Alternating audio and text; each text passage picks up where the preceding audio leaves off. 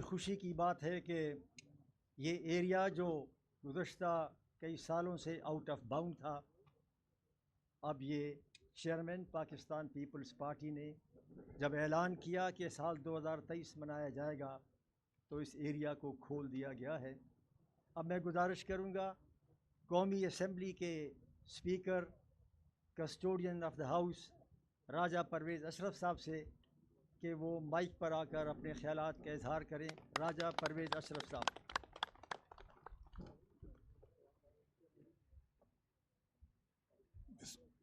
बिस्मिल्लाहिर्रहमानिर्रहीम।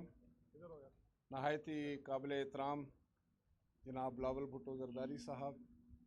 Chairman Pakistan peoples party, जनाब यूसुफ रज़ा गिलानी साहब, जनाब रज़ा रबानी साहब, नैयर बुखारी साहब, फरतुल्ला बाबर साहब और पाकिस्तान पीपल्स पार्टी के सीनियर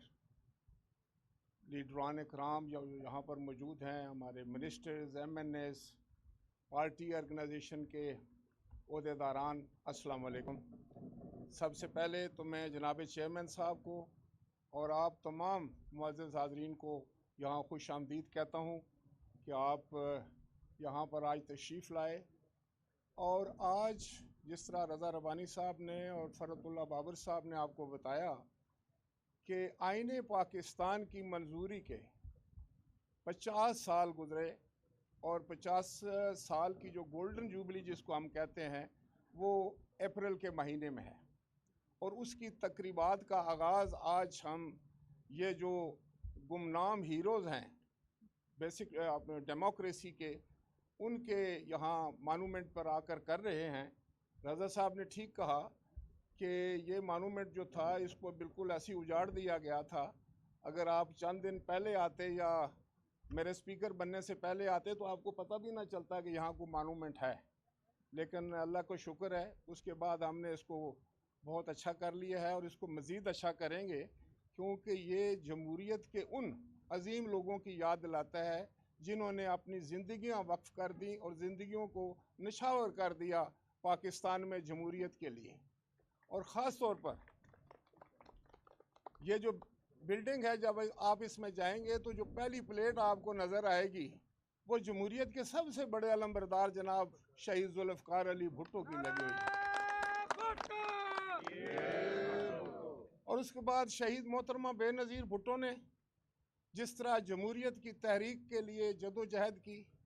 और उस जदोजहद को इतनी तंदही के साथ, इतनी जुर्रत के साथ, इतनी बहादुरी के साथ कि आखिर उन्होंने अपनी जान भी जो थी वो इस जमहूरियत के लिए निछावर कर दी और पाकिस्तान के अवाम के लिए। तो हमें बिला शुबा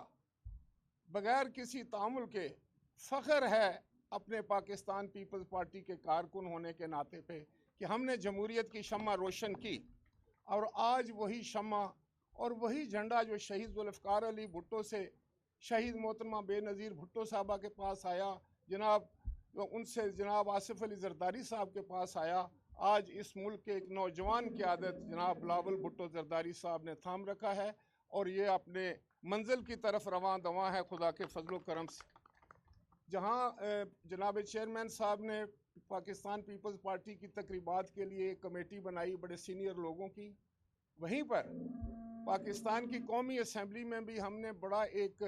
बहुत अच्छे प्रोग्राम तरतीब किए, बड़े जामे प्रोग्राम तरतीब किए जो चंद दिनों के बाद आपके सामने आ जाएंगे। और उसमें भी हमने एक कमेटी तश्कील दी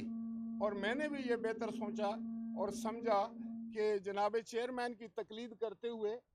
मैंने भी जनाब रज़ा रबानी साहब को उस कमेटी का कन्वीनर बनाया जो कि नेशनल असम्बली की कमेटी है।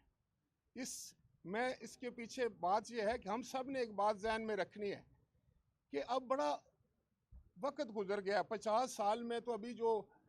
उस वक़्त की नस्ल थी शायद वो अल्लाह को प्यारी हो गई है, अब दूसरी या तीसरी नस्ल है। इसके सामने हक़ाइक़ लाना बहुत ज़रूरी है, इनके सामने हक़ाइक़ रखना बहुत ज़रूरी है कि किसने पाकिस्तान में जमहूरियत के लिए जदोजहद की, किस पार्टी ने जमहूरियत के लिए कुर्बानियाँ दी। और मैं समझता हूँ कि उसके लिए ज़रूरी है कि ये तकरीबात जो है वो मुल्क भर में मुनक़्क़िद हों। पाकिस्तान की कौमी असम्बली में हमने पूरी दुनिया से स्पीकर्स को इनवाइट किया है और इंशाअल्लाह ताला वो आएंगे। उसमें बहुत सारी तकरीबात हैं यूनिवर्सिटी और कॉलेजेस में हम जो है इस मौजू पर मुबाहिसे कराएंगे और उन स्टूडेंट्स को फिर हम यहाँ लेकर आएंगे जो पोजीशन लेंगे और वो यहाँ उनको हम जो है वो असनाद देंगे, उनको इनकरेज देंगे। और इसकी बुनियादी वजह यह है कि हम चाहते ये हैं कि जैसे ये मानूमेंट इस बात की याद दिलाता है, इस तरह के ये आईने पाकिस्तान जो है ये हमारी इज़्ज़त है, ये हमारी आज़ादी का ज़ामन है। और हमारा जो नैरेटिव है इस तकरीबात का वो भी है कि मेरा आइन मेरी आज़ादी का ज़ामन। इसी पर हम इंशाअल्लाह ताला ये तकरीबात जो हैं वो बड़े पैमाने पर मुनक्कद होंगी। और मैं एक और बात भी आपके गोशगुजार करता चलूँ कि जनाब बिलावल भुट्टो ज़रदारी साहब ने बतौर वज़ीर ख़ारजा जो कारहाय नुमायाँ सर अंजाम दिए हैं उस पर हमें बहुत फ़ख्र है।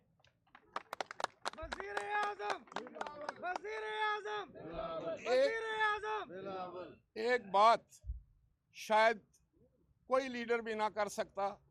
वो सिर्फ इन्हीं की लेगेसी थी और इन्हीं में जुर्रत थी, इन्हीं का ज़हन था, इनकी प्रेजेंस ऑफ माइंड थी। जिस तरह इन्होंने हिंदुस्तान के मिनिस्टर ऑफ एक्सटर्नल अफेयर को डिच किया, उसको जवाब दिए, इस पर जनाब बिलावल भुट्टो ज़रदारी साहब हमें और इस पूरी कौम को और पूरे कश्मीरियों को जहाँ भी वो बसते हैं पूरी दुनिया में हमें फ़ख्र रहेगा। इंशाअल्लाह ताला ये तकरीबात जो हैं ये पाकिस्तान पीपल्स पार्टी और आईने पाकिस्तान के शयान शान होंगे। मैं और एक बात भी कर दूं कि आईने पाकिस्तान का हुलिया बिगड़ चुका था और उसमें तो जनरल साहब का नाम भी आ चुका था, लेकिन फिर ऐसा अल्लाह ताला ने किया कि सदारत की कुर्सी पर जनाब आसिफ अली ज़रदारी साहब राजमान हुए और उन्होंने वॉलंटरली अपनी तमाम वो सलब करदा जो इस पार्लियामान की सलब करदा जो पावर्स थी वो वापस पार्लियामान को लौटा दी। मैं समझता हूँ कि उनका भी एक किरदार जो है वो तारीख़ में हमेशा ज़िंदा रहेगा, ताबिंदा रहेगा। पाकिस्तान जिंदाबाद, पाकिस्तान पीपल्स पार्टी जिंदाबाद। शुक्रिया।